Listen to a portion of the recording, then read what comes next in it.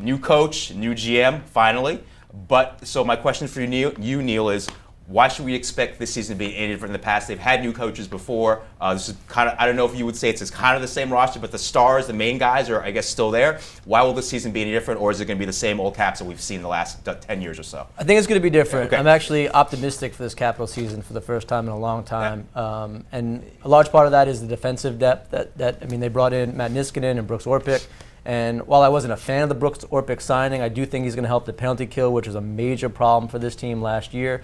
And like you said, a lot of the same stars are still here, Alex Ovechkin, Nicholas Backstrom, but they're also two of the best players in the league. So if you're starting a team with those two, you're headed in the right direction.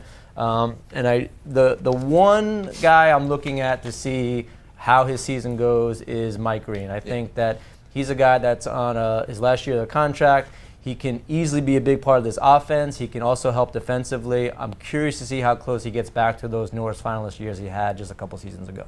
Scott, what's going to be different, if anything, about the Cap season? Well, first, we sat here last week and all three of us said that we thought the Caps would make the playoffs and maybe even win a round. And then seeing some of the predictions that have come out this week, I'm surprised at how many Sports Illustrated included. 50-50, 50-50 about whether they even make it. Really? Yeah. Okay. I think SI has them finishing 10th in the East, 10th or 11th. But for me, the thing that's different, or what will make the difference, is the fact that they have a new coach, sure, but one who has NHL experience. Mm-hmm. You look back to the last three in Adam Oates, Dale Hunter, Bruce Boudreau, 1 for 3. One of them worked out.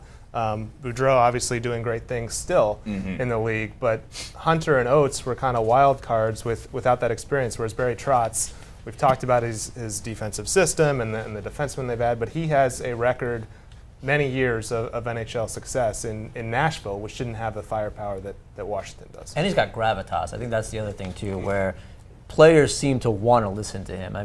You always hear, oh, he's our coach or whatever, but you can tell that Trotz also has experience, but he has that gravitas, and I think it's going to make a difference in the on-the-ice product.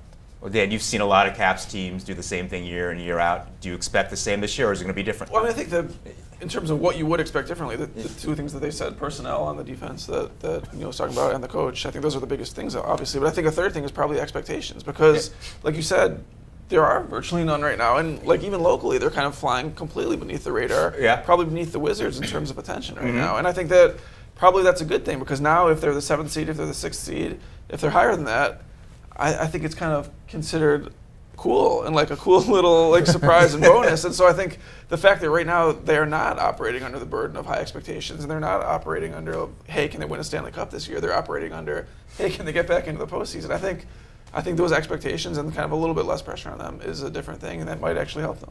Well, in a lot of ways, this team goes as Ovechkin goes. Certainly, he's the face of the franchise.